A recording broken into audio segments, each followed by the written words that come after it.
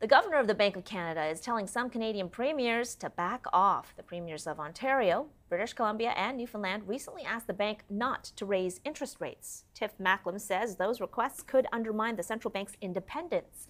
The premiers wrote to Macklem last month outlining concerns about the effects of higher rates on their residents. Macklem acknowledges that higher interest rates are making life challenging for Canadians, but adds operational independence is critical to the legitimacy of the central bank. The bank's next rate decision is tomorrow.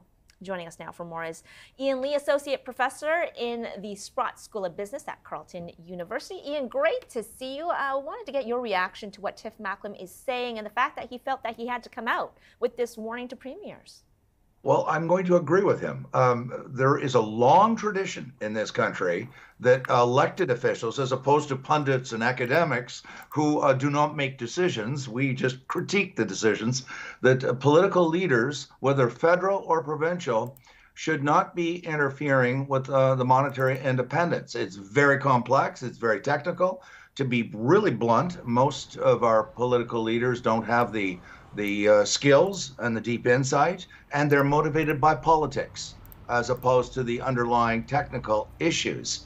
And we saw what happened in some countries, including our own country, way back in 1962, when politicians did interfere to the point that the governor resigned, the dollar tanked, it crashed, and it caused a financial crisis. So for those reasons, not only in our country and other countries, there's a tradition that elected officials don't interfere, and that's the most appropriate way to deal with this.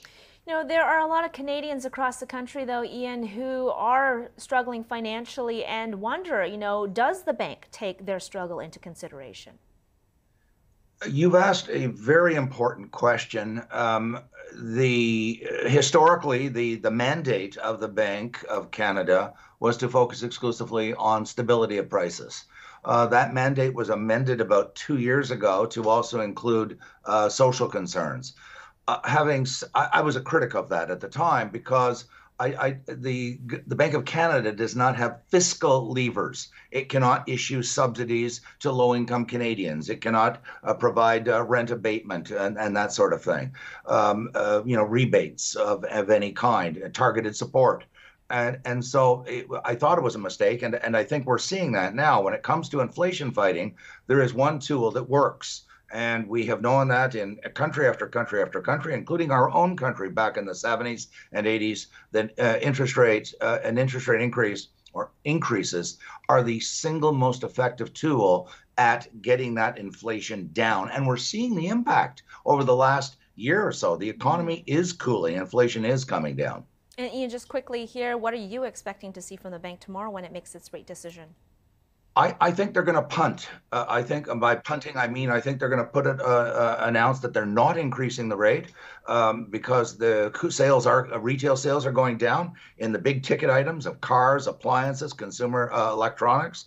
We're seeing the inflation coming down. It is working its way through the economy, and so I think that they're going to put rates on hold for another cycle. Okay, Ian Lee, Associate Professor in the Sprott School of Business at Carleton University. Always a pleasure. Thank you so much. My pleasure, Lois. Thank you.